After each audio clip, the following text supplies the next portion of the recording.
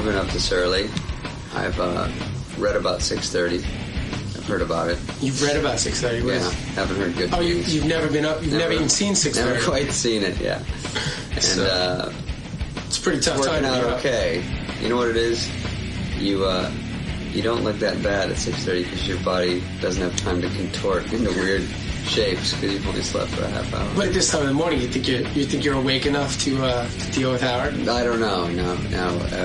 Everyone says he's just going to destroy me and shred me. But well, what do you mean, like destroy you and shred you? Everyone is just terrified that I would want to come on, and give me like an example of who's everyone, like publicists or like other performers. Publicists, other performers, pretty much across the board. Really? Because, not that he's a bad guy, just that's what he does. And I said, well, if I come on and he trashes the show, I can handle that. I was trying to think of what he could do to really kill me. I don't have a beautiful girlfriend for him to try to date rape. Really? So, any girlfriend that we should know about? So there's none that anyone knows about publicly that he can, ask about sex with her. And, well, that's one story then you can't tell. Yeah, right. So that means your time in the studio will be shorter. That's right. Is that David Spade? Bring him in. Look at him. Oh, come on in. Hey, it's you. Sit down, man. Why don't you mellow out? Oh. Why don't you relax? So I met David Spade's from Saturday Night Live. Yes, I recognize him. One of the very few good reasons. One of the few good reasons to watch Saturday Night Live. Him and Norm. Yeah, Norm. Norm is cool, and you're cool, and then you got the rest of those casts. Some of the girls on the new Saturday Night Live are pretty good. I haven't watched too many episodes, but I thought there was, some interesting cast members there. The one who does the cheerleading thing is real talented, but if they do it one more time, I'm going to punch my screen out. Yeah, she's great. Yeah, she's really talented. And even the guy who plays the sort of gay cheerleader, he's pretty good, too. No, he is great. He's pretty good, too, but the same sketch every week. It was funny the first time. We got so many letters saying you don't do any characters. Recurring characters. So, of course, we overload on recurring characters. You know what? One of my favorite Saturday Night Live sketches is Bye-Bye. And yet, but you get so much crap for that one. Yeah, people say that that's a bad sketch. You know what I'm talking about? I know the Bye-Bye. Yeah, when he goes Bye-Bye. I thought that was really funny. No, you know what happened is we did it at the very end of one season. And, I thought it was great. We got lucky. This guy, Fred Wolf, and I wrote it, and it worked real well. And you write that stuff? Yeah. Oh, cool. I have to write. I didn't know you wrote.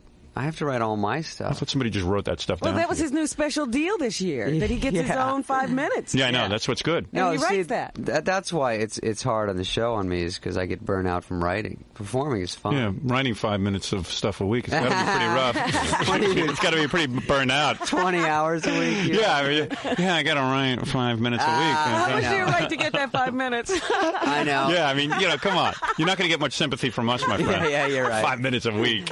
Yeah, that's why it's very rough. I always hear the guys from Saturday Night Live talk about how rough it is, and I go, burned out. Wait a minute, you got to do one show per week. It's mostly commercials. Yeah. Quite frankly. Now, you know what I mean. Don't talk commercials. But I mean, well, we have to make them. I drove somewhere this summer from my house to wherever I was going. Pure commercials. I never got to hear it. Never was us. You want to know why? That's my fault. Because I'm supposed to break like every 10 minutes and just do 2 or 3 minutes of commercials. But once I start rolling on something, I don't want to break. Yeah.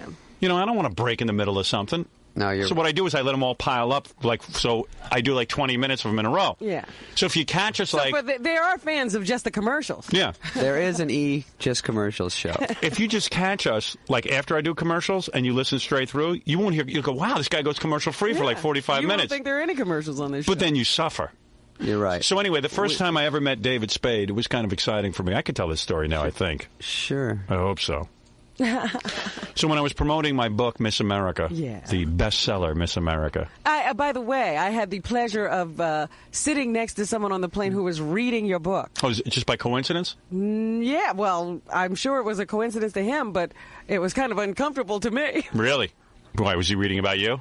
I don't know. It's just like I'm sitting there and there's a guy reading Miss America right next to me and he's holding up the book so you can see the cover. Was he masturbating while he read it? He was sitting there with his pants off. I think he was past the cyber sex. I'm at the sexy chapter. There's good pictures in it, right? Yeah, there are. There are some good girls in there. Some excellent women. Yeah. Hey, here, you go to Scores all the time. Sir, I read please. that. I read that in the newspaper. Is that true? Did you read that? Yeah, I read that. Yeah, that you were at Scores or something. Well, I'll take you there. Don't act like you're above it. He was doing research. No. We're having a big party for Jackie there Friday, private party. We should get some celebrities there this time. Well, I thought you had... Well, you know who's coming? What's his name? John Stamos, John Stamos is coming. And you should come, too. His girlfriend, I think, is the prettiest girl I've ever seen in my life. Yeah, She's very beautiful. Yeah, but he gets tired of that. He gets tons of that. I guess. You know, I think because he's always been good looking. You must get decent women being on Saturday Night Live and being in a hit movie, Black Sheep. Listen, Howard, I'm single, I'm straight, and I'm nice to women. I got everything going against me. When you're on the set, don't you meet babes? Oh, yeah. No, here and there, yeah. Yeah, so you get laid a lot. I mean, I'm sure when you were in high school you didn't, but now you know. You know what I mean? Now you're kind of good looking. No, you know what I needed? I always needed to kick it over from the funny friend. Yeah. That, was the pal, and then she'd cry about how she you were sex like with her boyfriend too much. You were like me. You were everyone's friend. Yeah. So you need to kick over that, and it takes a lot of credits. Yep. And you're still working on it. No, I'm Let me tell you something. Oh, okay. All the girls in high school, I was always like Howie, their friend. Right. Oh, he's so sweet. My friend Andrea I had a huge heart-on for. And it was like, and she would like always talk to me about different guys. And then she got tickets one year to the Fillmore East to go see Jimi Hendrix. I mean, the legendary Jimi Hendrix, the real Jimi Hendrix. Sure. And I wanted to go with her. And, what do you want, Ganji? I'm in the middle of a rap. I just had I'm sorry. Is David married? No, he's single. Because it looked like he had a wedding ring on before. What, you trying to embarrass the guy? No, I did. That's his friendship ring. I had a ring, but I realized it was from the show. I'd still worn a prop ring, so I took Get out it of here, Ganji. What's the matter with you? Stop trying to embarrass the guy. He's married. Is he with the FBI? No, these guys they're swooping in for the kill. There's got to be some angle. Yeah, they're trying. This it's like the National Enquirer this circling. This is the end of your career. It's all right. We'll find out about you. I was warned, and I said, you know what? Good. I'll go in there and get shredded. It'll be fun. Though. Yeah, I'm sure you did something wrong in your life, and we'll find out. No. Find out before you leave. Yeah, I'm sure David's done something wrong. We'll find out what it is. I'm a mess, but I just show it on the surface. It's a little more together. But getting back to girls in high school, because I got a feeling you were like me. Like these girls that I know, they looked at me and didn't see a penis. It was like I was just like I wasn't a girl, but I wasn't a guy either. Yeah, somewhere in between. Yeah, there was like I didn't have any equipment, so and like I had crushes on all these girls. I would hang around. I put in tons of time. I was friends. And even my mother used to go, I raised you to be a sensitive boy. You have lots of friends who are girls. I like to see that. I go, Ma, that's not by choice. Yeah, I want to be screwing them over. No, right. I mean, I've had some of those in escrow for about 15 years. You're just waiting to close. I bet you didn't get laid in all high school. Be honest. Yeah, I didn't until... I picture you losing your virginity about 20. No, I think it was at a boxer party when I was a senior. A boxer party? Yeah, we had boxer shorts? parties. Yeah. What do you mean, like you wore boxer shorts? You wore boxers. It was ridiculous, but... Oh, it was in high school horrible. I was in Arizona, come on. Wait a second, let me get this straight.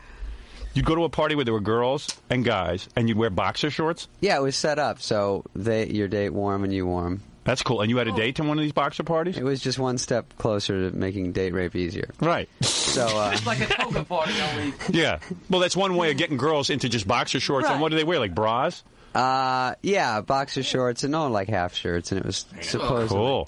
Pajama party theme. These are the things. Hey, why don't we have a boxer party? Yeah, why hadn't you ever thought of that? Why don't we have a boxer party? At Scores? At Scores. Well, at Scores, no, they wear less at Scores. They wear less at Scores. I'd be mad if they wore boxer shorts. Listen, I went to... Yeah, why don't we wear boxer shorts to your party? Let me tell you, Howard, last time I went to Scores, I think it was for Tom Arnold's bachelor party. Was that fun? And he came and got Chris Farley and I from work. He's like, oops, sorry. Come on, guys. Gonna go to Scores. And you went down there. So I went down to Scores, and... weren't the chicks hot? Gentleman's establishment. And so there was one girl dancing for me that was really cute, and she was a doll, so we talked to her after, because they sit and talk to you. And yeah, they act like they're interested. Buy them a $700 bottle of Corbel. Right. And so, so I look at her stomach, I go, you have makeup on your whole body? Body makeup? She goes, no, just right here. And so I go, why right there? She goes, oh, because I have a tattoo. And she scratches aside. There's a 5-inch swastika. Right? Oh, really? I was like, oh, my God. That's sexy. She's like, doesn't fly with all my customers. I was like, look, that makeup's a write-off. Yeah, right. And so, funny. She's like, this is my pal Trixie. She might do a lesbo layout in Hustler with me. I'm like, charmed. Charmed, yeah. The girls of the Third Reich. When you talk to them, the veneers. I'm acting like I, don't like it. I'll tell you the truth, man. When I see a girl with a swastika at Scores, I just ignore it. I don't want any controversy. Have you seen a swastika? No. I did meet one of the girls. She did have makeup on her stomach. Maybe that was the same girl, but she didn't tell me it was a swastika. You want to drop all the political stuff at the door and just have fun. Yeah, just have fun. They're girls, you know what I mean? Who cares what their political beliefs are? They. Yeah. Half hour after I'm there acting like I don't like it, I'm going, I got a 50 in my mouth going, feed the kitty. Oh, we're leaving? I say as long as the rest of her's nude, who cares about the swastika? Yeah. So anyway, I said, a cesarean's going to mess that up. She's like, no way. So how did I meet David Spade? Okay, here's what happened. I'll tell you real quick. The wedding ring was just a prop? Yeah, I have it right now. Are you married? No, I'm not. Really? Married. No, his wife would have called. Believe me, it would help. You need to be married. I know. Let me see your wedding ring. This was just, Baba Booey's convinced David's hiding something. Really? Yeah. Was that Baba Booey? Yeah, Baba Booey keeps calling me and going, I'm telling you there's something to that wedding ring. Fa-fa Fooey? Fa-fa Fooey, yeah. Fa-fa Flowley.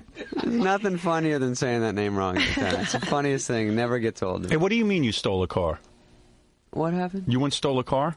Is that true? Who said that? I don't know. It was in your bio or something. Oh, yeah, we did steal a car once when I was in high school. You did? Well, terror. It was when valets used to leave the keys under the seat, and we, I shouldn't tell us, someone will know, but we were in Arizona, and we had a few cordials. You were all jacked up. Yeah. A few cordials. Yeah. We were all jacked up on Jolt and Bubblicious.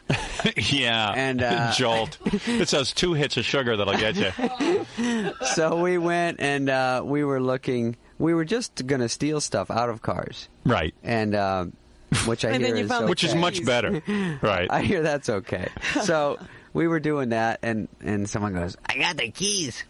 So we drove out to the desert, and the other car followed them. Yeah. And it was like a Cadillac or something. So we just did donuts out in the desert and bashed into cactus and stuff at like 2 in the morning. And did the cops bust you and stuff? No, but then when we finished, we got out in this dust cloud, and no one knew where the other car was. So we walked around in the desert for 3 hours because we were lost. So we were going to have to get saved. Right. And then say that we stole this car. So you had to admit that you stole the car. But we did, and we found our car, and everything worked out great. Good. Except for Thank God, because you might be in jail to this day. You and Tim Allen. Don't you like that story? Right. I'm saving that one. It's a great one, isn't it? Did you see Tim Allen was mentioned on 60 Minutes last night? No. Did you see it? Because Tim Allen once, dealt cocaine, and he went to jail for like 5 years. But there's a guy in jail, this black guy, who's screaming, I dealt the same exact amount of cocaine as Tim Allen. How come he's got a hit TV? And he's got a life sentence. And I wrote his act. So, yeah. So Tim Allen... So the guy was screaming. He said, it's because Tim Allen gave up the names. He was a stool pigeon and gave up the names of his, the people who worked above him. Wow. And he's saying because he didn't have anybody who worked above him, he's got to do a life sentence. So it was pretty cool. The cost of being the boss, It is tough I guess. in the drug trade. It is tough. I just thought that was kind of interesting. And then he said he's got an idea for a series. Yeah, this black guy, they want to get him on Fox. He's a great, very funny, very funny. Yeah. Fox already had a black murderer on. They want to get a black guy who dealt cocaine. Who is that, Rock? Yeah, Rock. He already murdered. But he said, look, that's in the past. I was young. It was young. How about Rock when he's in jail going, I'm going to have my own TV series? And everyone's like, very well, yeah, Rock. Sure. Yeah, Rock. Yeah, why don't you go back and bend over in the shower? As crazy as a loon. All right, anyway, so here's how I met David Spade, okay? So I'm promoting the book, Miss America. And it is suggested to me that maybe it would be a funny idea if I went on Saturday Night Live. Mm-hmm. Right? So I said, Sounds like fun. I said, that sounds like a cool thing. Another audience. Right. See, I couldn't even tell you this at the time. Sure. Let me tell you my whole concept, all right? So, Here's a concept. So, yeah, well, what happened was I said, well, what do they want me to do? Like, what would I do on Saturday Night Live? And they were, saying, well, they'll meet with the writers, they'll tell you, they'll give you an idea, and they'll do a sketch or something. That really thrilled you. Yeah, and I just said, I don't really want to do a sketch. I'm not a sketch performer. You could be a cheerleader. Yeah, I said, what am I going to, am I going to be in that cheerleading sketch, Bye-bye. Right, I could do bye-bye or something, what am I going to do? I don't want to be in some goofy sketch. So, that's not my thing. You saw what it did for Andrew Dice Clay. Yeah. Dice is still reeling. So, Still reeling. He played a little midget on somebody's arm or something. Funny. Yeah. So anyway, Cool what was it? Cool Mite. Yeah, that was kind of funny, actually. I like So Cool anyway, Mite. Cool Mite. In a cup. So, I didn't know what it was, but they said, well, why don't you have a meeting with Lorne Michaels? And I thought that was pretty cool because it's Lorne Michaels. I mean, a lot of people put down Lorne Michaels, but hey, Lorne Michaels. A lot of people. Well, me. Yeah, okay, me. Okay. All right. So I said, but it'd be pretty cool to meet the guy because after all, he did invent Saturday Night Live. Sure. Which is pretty cool. Yeah, why not? So I said, sure, I'd be happy to meet, but I'll come up with an idea of what I want to do. So before I met with him, I sent over an idea, which... actually, no. I didn't send over an idea. My idea was, all right, they would hide a camera for my meeting for Lorne Michaels. Okay? And I would go in and pitch him ideas. Crazy idea? Like I'd go in and I'd say, Mr. Michaels, what I want to do is I want to like get Chevy Chase on, and I'll move my bowels all over him. like typically what they'd expect from a guy with a third grade sense of humor. Right. So, and watch Lorne Michaels' reaction, and then play the tape back. So everyone decided you can't do that to Lorne Michaels, right? Because you can't do it. Sure. So somebody went and told him the idea, and he says, "Oh, we could do that. We'll just stage it so that it'll look like." And I go, "No. That's not I go, what you want to do. I don't want to stage me doing a practical joke on you. I really want to do a practical joke." So that was a crummy idea, and that just kind of went down in flames. Okay. All right. So then I go in. You came in. I came in, and I met with the head writer, who was like a pretty nice guy, actually. Who's there that? was Fred Wolf and Steve Higgins, I think. Yeah. Met with. One guy is like a kind of a heavy-set guy. He just sits on a couch and doesn't say anything. Mm-hmm. So you wonder, does he really contribute? Mm-hmm. Then there's a tall, skinny guy who contributes. Uh-huh. Fred wrote Black Sheep. Oh, did he? Yeah, and most of Tommy Boy. Oh, I didn't realize he's that. a good guy, the skinny guy. The skinny guy, yeah. The fat guy doesn't do anything. The fat guy kind of sits there with an attitude, and he's like, sits there in the meeting. And he doesn't laugh at anything. It's like, uh-oh. Who needs this crap? And then there's Lorne, who is like a pretty nice guy. Yeah?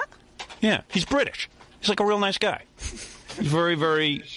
He's from England. British? Yeah, he's from England. Hello. Right? He's from Canada. Oh, he's from Canada? He sounds Lord, a little bit Howard. like he's British. That's the same thing. And he's got like real nice sweater on and everything. Very classy. Very charming guy. Like what kind of sweater? One of those blousy sweaters? Yeah, blousy. Yeah. So, yeah, Fred said you guys had a good time. Who's Fred, the tall, thin guy? Yeah. Yeah, I liked him. I was very impressed with him. Fred's good. So you guys rapped. So I came in and I had an idea. My idea was, now check this out. Tell me this wouldn't have been great. Now, seriously, David, you're going to like this. I like it. All right, I get up, I start to pitch these guys. I felt like Maury Amsterdam on the old Dick Van Dyke Show. Right. Like I was going to get up and pitch. Mm-hmm. So I say to these guys, imagine this.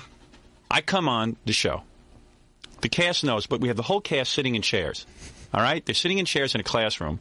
And I come out, and I announce to the cast, we have no rehearsals, nothing. I announce to the cast that I am going to teach them how to get ratings because the ratings for Saturday Night Live haven't been great this season. True. And the way you do it is you got to make a commitment. You got to have lesbianism. Now, this is before Jay Leno show. Right. I bring out two really hot girls, and they start making out with each other. And now I go, girls, I go to the girls in the cast, you've got to do this. If you're going to do it, you got to do. If you want to get ratings, you got to do this. The actual Saturday Night Live cast member girls. You two little sluts, get up and let me see you two make out with each other. Oh no! Now, either they would have walked off, or they would have done it, or they would have told me to go F myself. Right. Right? Or they might have started crying. You don't know what they might have lodged a protest. We don't know what they would have done. Okay? Either way, it's good TV. Good TV. Then I'm going to talk about spanking and all that kind of stuff. Right. And then I would have gotten somebody like the new male cast member to turn one of the girls over his knee and spank her. Yeah. Now, let me tell you something. Eventually, they're walking off. Eventually, the whole goddamn cast would have walked off. Or who knows what. It might have been great television, or it might have been really sucky television. It might have been embarrassing to me. It might have really bombed, which would have been really cool. Right. To me, anyway it goes. So I tell this to Lorne, and the tall, skinny guy, and the guy who's kind of heavy-set on the couch, who doesn't do anything. Right. Except not react. So if you looked at the heavy-set guy, you'd say, this is the worst idea in the world. Bombing in this room. Lorne is just thinking... And the tall, skinny guy loves it. Uh-huh. All right. He says, wow, this is cool. This is really cool. Let's do it. It's on the edge. This is the way to do it. So Lorne made the decision. He thought it was a great idea, but we should rehearse it and tell the crew ahead of time. He doesn't want to sabotage his staff and all that kind of stuff. I said, listen, Lauren, I'm not like that. I don't want to make it into a sketch. If I come out making a sketch, it'll look like a sketch. He goes, no, let them do whatever they want, but just so they know about it, we got to block it out. He kept saying we have to block it out. I said, you don't have to block it out. Let's just go do it. He goes, well, you got to know where they're going to sit. I said, well, tell everyone where they're going to sit, but you don't have to know what they're going to do. That's the fun. It's like covering a football game. That was my concept. Sure. So I think Lauren got a little nervous. Can't do it without a rehearsal. And wouldn't do it without a rehearsal. So I said, you know what? Wait a second. What am I, schmuck? I'll go on The Tonight Show with my 2 lesbians and show Jay how to get ratings. I'll take the bit over there. And, of course, it became the biggest thing. It would have. Don't you think that would have been great for Saturday Night Live? Yeah, that could have been fun. That would have been a blast. And then, you know what I wanted to do with you? Because David came in and said he wanted to do something with me, anything. I had the idea, but I didn't want to say because I ended up doing it on The Tonight Show. I wanted to bring out different books of different authors and tell you why their books sucked and why mine was great. Oh, yeah. My idea for you was to. I have 5 minutes a week, as you know. Right. And I just said, you kind of work alone, so I'll introduce you, and you come take my 5 minutes. Do whatever you want. Yeah, but I would have gotten into it with you with the books. You know, we would have goofed on books and stuff, and just like Rush Limbaugh and then Kathy Lee Gifford and everybody else. We could have worked them out. Pulled me into that, so now those people hate me. Yeah, right. Well, you've changed a lot, though. Seriously, you used to do the Hollywood Minute and really blast people. Right. But now David's like he's part of the establishment. He's part of the you won't do that anymore, right? Because you meet these people. But you know what? I tell you what happened. This actually has to do with you. First of all, I used to get a little bit of trouble for doing the Hollywood Minute. I love that. You because, unlike you, which I don't see you at Bennigan's a lot and hanging out. I don't hang out anymore. Yeah. Well, you have to get laid. I don't. You can do it. Which is trouble because, you know, it's kind of a price to pay. And I still am out there at the malls at Hickory Farms, you know, doing the things people do. So you would make fun of these various celebrities? So I'd make fun of celebrities, and then I'd run into them. And then I remember I met Cameron. Then it was like business. I met Cameron Crowe, who is a great director. Yeah. Whose wife is in Heart. Did you know that? No. Yeah, she's in Heart. Too. And I had What's Heart? The rock band Heart. Oh yeah, right, Heart. Oh yeah, right. I forgot. Right. Yeah, I know that. He's married to the good-looking one, not the fat one. Dog and the Butterfly. Right. Hello. So I was a big fan of Heart, but of course made fun of him on the show. Right. So I meet Cameron, and you know, just being excited to meet him, turning into the punch of her going, I thought it was really crappy. In other words, of what you said about my sister last week. And so all you can say is, you know, it's just business. But that's like when Letterman blasted me about goofing on his girlfriend. Yeah, you told me that. Oh, it was awful. But, it was like really weird. But she said, you know, because the joke was I showed a picture of Stevie Nicks, and I said if Stevie Nicks gets any fatter, they're going to make her an honorary member of Heart. And so that wasn't cool. So I can understand. You don't understand. My sister has had a weight problem, and she is very, very disturbed by thyroid disorder. She has a thyroid condition, Mr. Spade. It's a hormone imbalance. Sorry, she's not cool with your gang. Yeah, right. I'm sorry. You look so perfect, right? So then I meet the guy that directs Get Shorty. So I went in there because it was a really small part, but it read like it was a funny movie or a cool movie. Yeah. So I said I'd even do a small part. It'd be fun. So I went and met him. And he goes, hey, you made fun of my movie, The Addams Family, on your show. Oh, gee. Boy. Like you were the only one. Which was, I think, dun-dun-dun-dun, it sucked. Yeah. And so he I was go, pissed. oh, yeah. And he goes, okay, well, let's try it. Right. So I never know if it was because of that or not. I mean, you didn't get the part. I couldn't get a beat on it. So you started to get uncomfortable. Right. And that happened all the time. And then just regular celebrities and stuff. And then when you came on, I said to the writers, I go, look, in case Howard, let's just show him something in case he doesn't have an idea. They don't want to let him do it. Let's give him like Hollywood Minute jokes. He can do like a Hollywood Minute. And then if he wants to, if they're funny, he can come do them. So let's just write them anyway. Right. Just in case. So we write them, and I go, write them. You can write them meaner than what I would do because Howard. Because Howard's a scumbag. That's and right. Let him get him. Let him do it. And I've lost my edge. So. Right. Yeah. We say, okay, so we write them all up, and I'm joining in because I write some of them too. And I go, I'd never do that one. Yeah, do that. So we send them over, and then it doesn't work out for you to be on the show that week. So they're sitting around, and 1 week I was doing a piece with Drew Barrymore, and on Thursday she went in the hospital, and we couldn't film it. We were going to pre-tape it. So I was stuck without a piece. Who Drew Barrymore is a doll. You understand? Right. A big crush on her. Yeah, who wouldn't? And so Did you nail her? Friday. What's she doing in the hospital? She had tonsils taken out. Oh, okay. So Friday, I didn't have a piece, so I go, oh no, give me that Howard Hollywood Minute. So you did it. So I took it out, and we added a few, and I did them, and the one. So it was originally written for you, but this one. Is that what you did this weekend? No, that was about a month ago. Oh, a month ago. It wasn't right after that thing with you, but it was like mid-December, and it was great. It did really well in the show, and everyone's glad I did it. But I got in trouble, and Monday morning. I was sitting at home, and I don't know if you heard this, but I was sitting at work reading magazines, the paper, and the receptionist goes, David, Eddie Murphy's on line 1 for you. Uh-oh. And I go, in a meeting. Can't take that. And what'd you say about him? Everyone looks at me, and I just keep reading. BP starts going up. Yeah. And then she comes 2 minutes later. Eddie Murphy calls back. He says he knows you can get out of your meeting. It's BS. Get on the phone. And I go, can't find me. And then I swear my BP's going 1,000 over 2,000. And then everyone's like, dude, get on the phone. I'm like, you. So then they come in, and Lauren's assistant says he's calling Lauren to get you out of the meeting. And he says if you don't get on the phone, he's going to come down here. He wants to talk to you. Eddie Murphy's an angry black man. But not only that, he's got a lot of spare time. Yeah, well, of course. What is he doing? So I had to get. What's the matter, Eddie? Can't take a joke? This is a guy who dishes it out. He used to goof on Michael Jackson, Stevie Wonder. Stevie Wonder couldn't see what he was doing. Mr. T. Yeah, how do you think Mr. T feels? Yeah. So, and Bill Cosby, come on. But other than you, which I'm like not as tough. I don't want to say that because because I stay home. You got to understand something. I literally stay home with my wife and don't leave the house. But even when they call, we take the call. Well, Robin takes it. Howard stays home with his wife and my kids. Watches Friends and goes, look, this is when Monica spills coffee. Yeah, that's exactly what I do. I watch Beverly Hills 90210. I mean, that's my life.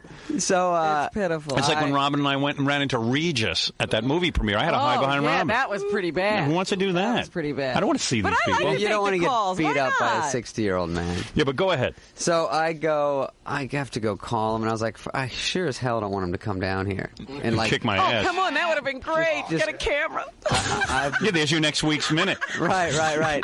So then I said, should I tape the call? I'm sneaky like you. Yeah. I was like, that would be the big one. So I go, no, because it's disrespectful to sneak attack him like that. So I call him like, beep, boop, beep, beep. Yeah. And they go, he cursed you out? Hello, who there? Well, That's how he talks when he's off stage. Is that right? What are you doing, man? Who are you doing? Hey, man, who you be? Who is there? Who am here? I can't. So wait a second. So what did he say? So he gets on, and they say, I go, I'm David Spade. I'm supposed to call here. And they go, I'm totally terrified. And they go, sure, hang on a minute. It's him. And so I hear, gentlemen, go ahead, which I didn't get much going ahead.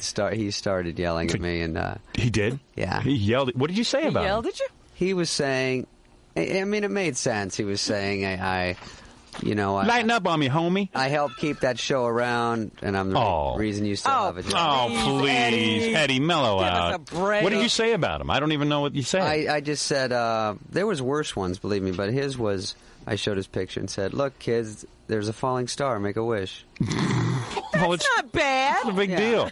It was cute. And boy, what a thin skin. He was mad that I attacked his whole career instead of one movie. Oh, I see. So why don't you get back on the air and just tell everyone his whole career? No, you were saying he was a star and he hasn't had a good run lately. Yeah. Welcome to reality. I think it's just You know what the problem is, Eddie? You can't be the director, the writer, the producer. No, you can't be Clark Gable. Right. And that was tough because he was a big fan. I was a big fan. And he yelled at you? And that's my first conversation with him is... Hey, who wasn't a fan? He was I was baby. a fan of Spike Lee. It happens to all of us. He's a real baby. It was tough. So that, and then that made me... I wrote Heather Locklear a letter too. So really? Oh, now you're apologizing. Man, don't ever do that. No, what did you write? You know why? Because right when I hung up, I felt like a heel. Oh. I was like in the cartoons. What'd you say about Heather? You got to learn to be like me. Screw these guys. They're all jackasses. They goof on everybody, but as soon as you say a little something about them, they can't take it. I go back and forth on it. See, but seriously, didn't you do a thing with Heather once? She was on our show. See, your career relies on mingling with these people. Mm-hmm. And seriously, because you're going to be a movie actor and all that stuff. Like in the movie, we might need them in it. Yeah. Or you might need them. See, in my career, I've built an entire career where I don't need anybody. Yeah. Except for me, Robin, Jackie, and Fred. And I don't even need Fred. I just throw Fred's name in. I'm pretty sure I don't need him. But, you understand what I'm saying? Well, yeah, like, you know, because I do my piece. Like, people like you would be fun to have on. So I've had Sean Penn on my piece and Jennifer Aniston and Quentin Tarantino. Yeah. So I want people to come do my little thing. Can't have it both ways, Mr. Spade. Yeah, I know. No, you can't. I'm learning. Yeah. But I go That's back pretty and funny. forth. See, because he's real funny when he's goofing on these people. Yeah, it's great. You just sort of, what you ought to do is get married, have kids, and stay at home with them, and not come out of the house where people can't find you. Get yourself a bunker. You do want it both ways. Like I do impressions, and I always want them to. I had Michael J. Fox and Tom Petty, and then when they came on the show, I was like, I do. You like me? And they're like, no, that's not how it works. That's pretty funny. I love that. That Cleghorn woman used to do me. I thought she was hysterical. I've met her. Yeah. Yeah, well, she was actually being nice to you. No, she wasn't. You don't think so? All I did was giggle. Yeah. Well, there have been meaner impressions. Yeah, right. But I wouldn't have minded. I mean, they've done me before. I think it's cool. I'm just happy somebody notices me. Yeah. Jackie keeps writing notes. What is he doing? What are you doing over there? Would you cut it out? You're distracting Mr. Spade. I'll be at Pipsqueaks Friday. Well, he's ready for his plug. He's like, where is my plug? So how'd you leave off with Eddie Murphy? Eddie Murphy, I just left off with I'm sorry you feel that way. And then he hung up? It's kind of what we both do. And that's like, well, you see. I mean, did he understand anything at all? I think it was hard to get through. I didn't talk much. Here's what happened to me. I was doing Letterman that night, and I'm sitting there reading the Inquirer, and they got a picture of some girl that Letterman's dating. And it was like all fuzzy and stuff, and it looked like an aerial photograph. And I was just like saying, man, Letterman could get really hot chicks. What, this chick doesn't look that hot. You know, I was just goofing on the chick. Well, I had given him the picture on the air that day, and I said, look who's engaged to. Meanwhile, she was like in jogging clothes. She looked a mess in the picture, but she's probably a very nice looking girl. Who knows? Right. You know, I don't know what she looks like. So I go there to do the show that night. I do I do my first segment, if you will. Right. And I'm sitting there, and I'm what I think is killing. I mean, you know, the audience is laughing. Letterman is being very difficult. He's being ornery, whatever that is. But that's what he was being. Yeah. He's tough. And then in the commercial, in the middle of the loud music, you know, that stupid loud music that's supposed to keep you from talking to Dave. Right. He leans in and he goes, hey, give me some loud music. And it's always a bad song. It's always some lame rolling song. You know, it's like, he leans in and he goes, hey, thanks for making a young girl cry this morning. I said, what? Thanks for making a young girl cry this morning. I was like, what are you talking about? Well, what you said about my girlfriend reduced her to tears. I want to thank you a lot for doing that to me. I was like, what? I said, hey, man, I didn't know anything, man. I was just reading from the Inquirer. I didn't know. All of a sudden, then the loud music goes off, and he cops an attitude. He walks away, and then he goes, we're back with our guest, Howard Stern. Yeah, he has to do a second segment. It's not goodbye. He's got to do another And then you know what he said? Put up the loud music. He goes to me, I guess some of us have to make a living taking a cheap shot at people, and I guess that's the only way you can figure out how to make a living. And I was just like... yeah, that's right. We're not all as scary talented as you, dickface. You did not. Well, I wanted to say that. Couldn't. The music was so loud. I didn't want to ruin my voice. I was sitting there in shock. Oh, my God. So and then he goes, okay, we're back with Howard Stern. And I was just like, what a jack-off. And it just sinks in that he's serious, right? Yeah. And you're like... And I'm like, uh-oh. Yeah, it was like a deer caught in a So what was that headlight. second segment like? I just wanted to get out of there. It was funny. I mean, I just... Talk about his girlfriend? No, I didn't know what to do. It was just like really weird. And then I got home and I said, hey, maybe I'll write him a note. And I just started writing a note. I go, you know what? Who cares what his girlfriend thinks? Screw her. Let her eat me. You're not going to sit here thinking about his girlfriend to do the show. And I just said, forget this. I'm not writing any letter. And I ripped up the letter. Right. Actually, I saved it. I should have put it in my book. I'll put it in my next book. All right. You're almost Dear Dave, letter. by Dear the time Dave, you get this, I'll be far away. Yeah, you don't understand. I was raised in an all-black neighborhood. People used to make fun of one another. Anyway, David Spade's new movie is Black Sheep. Oh, yeah. Yeah, I got to give you the plug. Oh, good. I'm going to get rid of you now. I forgot. Okay. All right. But really, my advice, see, I forget everything we do on the show. So when I go out and people start screaming, I go, I don't know what you're talking about. Yeah, I never remember what I do. You see how you can retain what you said about Eddie Murphy? Yeah. I have no idea. I'm like, I never talked about you. And then he goes, yeah? Well, why don't you remember saying this? And he tells me, and I go, hey, that's pretty funny. I'll have to go listen to the tape. It always sounds like something we wouldn't say to me when somebody repeats it. Well, it's true. You guys kill 4 hours. Yeah, I mean, we have an excuse. We, you have time to think about what you're going to say. We don't. You practice it and rehearse it and write it down. That's right. That's bad. Well, I'm a big fan of David Spade. I think he's real funny. The new movie is Black Sheep. I haven't seen it yet, but I will go see it. Great. Or I might wait till video because I'm very famous. I can't. See if you can get me an advance copy. Yeah, we were going to send you one. You should have. I saw the movie Get Shorty at home. I watched Get Shorty all weekend. I screened Mighty Aphrodite. I screened this weekend Mighty Aphrodite with my wife. I liked Mighty Aphrodite. That was funny. Actually, I was just watching TV, but we call it screened in show business. Right, sure. Mighty Aphrodite is pretty funny. I like Mighty Aphrodite. Yeah, except for those the Ingmar chorus, Bergman chorus guys. The chorus was a little weak. That was lame. And then I screened 12 Monkeys. 12 Monkeys at home. Late Shift. I screened Late Shift at home. That was real funny. That's people People Magazine gave it an A+. Yeah. Wow. Yeah, it's really good. Yeah, and you know how tough they can be. It's nice to see y'all. It's good to see you. Thanks for stopping by. Sure. And if you want to go to Scores with us on Friday, I recommend you go. I strongly recommend. I'm scared. Don't be. Don't be. Give yourself over to it. Heil Hitler. I see that girl again. I bet you Big Fat Chris goes to Scores. Oh, yeah. Maybe we can drag him down. Yeah, why don't you guys come by? We'll bond a little bit. He'll be kicking and screaming all the way. It'll be fun to bring some celebrities. And like, you don't look that handsome that you'll overpower me. You know what I'm saying? I've never been accused of being too handsome. Yeah, well, you and me both. All right. All right, let's take a break. David Spade, everybody. David, take a picture with me. We've gotten calls. We've taken calls from Cher. I love that story. Did you get... Right there. Hang right there. Oh. We even have a mark. Look at us. Look how handsome we are. Very professional. So this was painless, right? You had a fun time. Yeah, it was great. You were great. David, thanks. I love it. And, I really do love your work, man. Thank you, man. That was... it's nice you to let me on. And it was great. Was it as hard as you thought it was going to be in there? It was actually really fun. I mean... I kind of was hoping it would be like that. I didn't think because when I met him at the show, he was really nice, and I know he's got a job to do. But sometimes when he has people on that he knows that I'm trying to be funny, and he knows that I try to take shots of people, and he likes that kind of stuff. So I think he'll be more fair and easy with me, and he was just very loose and cool, and he wasn't really going after me. Asking about who I date and stuff, that's fine. Whatever, he did, everything was fine in there. Did you learn anything from being in there? Take anything back to Saturday Night Live? I learned how to make friends and how to share. Oh, that's nice. Yeah. No, those guys are funny. The guy does the sound effects spread. He's always right on top of it. Whenever we listened this summer during the movie, it was always like just every little thing they would talk about, he'd have something thrown in the background that they don't mention or anything. And I like when every time Jackie talks or you say his name, he just does an impression of him every single time.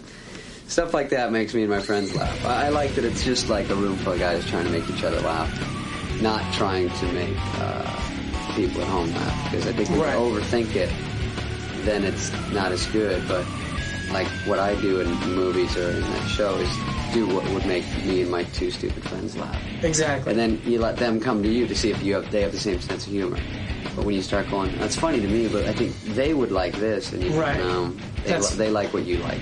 Exactly. It's just like listening to a bunch of guys hanging out. Yeah. It's more real. Right, exactly. All right, well, thanks for coming, man. Thanks, E. Hope you had a good time. Yeah, we'll see you another time. Yeah, see you next time.